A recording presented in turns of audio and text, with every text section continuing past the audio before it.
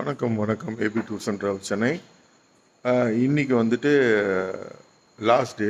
மலேசியாவிலேருந்து வந்த கஸ்டமர் வந்துட்டு ஏர்போர்ட்டில் ட்ராப் பண்ணுறதுக்காக நானும் போயிருந்தேன். ஒரு 10 பேர்னால அவங்கள வேனில் ஏற்றிட்டு நான் வந்து சின்ன காரில் போயிருந்தேன். அவங்கள ட்ராப் பண்ணிவிட்டு அதுக்கப்புறமா வண்டி மூவ் பண்ணி போயிடுச்சு வேன். ஏன்னா ரொம்ப நேரம் நின்னா அவங்க எக்ஸ்ட்ரா காசு கேட்பாங்கன்னு சொல்லிட்டு அந்த வேன் அமுச்சிட்டேன். அதுக்கப்புறமா நான் போய் காரில் வந்து இறங்குனதுக்கப்புறம் அவங்க வந்து அந்த வேன் டிரைவர் ஃபோன் பண்ணார். அண்ணா வண்டியில் வந்து உங்கள் ஃபோன் வச்சுட்டிங்களா, 2 ஃபோன் அடிச்சுக்கிட்டே இருக்குது அப்படின்னாங்க. அப்போ நான் தொட்டு பார்த்து என் ஃபோன் இருந்தது. இப்போ கஸ்டமர்கிட்ட கேட்டால் என் ஃபோனு தான், நாங்கள் விட்டுட்டோம் மறந்துட்டோம் அப்படின்னாங்க. அவங்க மலேசியா போனோம், எப்படி கொடுத்து அனுப்புறது? அதனால் வந்து வண்டியை வந்துட்டு திருப்ப முடியாது. எனக்கு அத்திப்பாறை ஜங்ஷன் ரொம்ப டிராஃபிக்காக இருந்தது.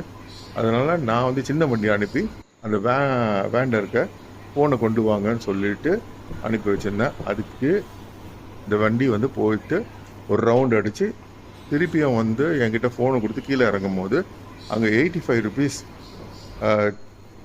12 வாங்கியிருக்காங்க. ப்ளஸ் என்னோடய ஃபோன்லேருந்து ஒரு 110 ருபீஸ் போயிடுச்சு.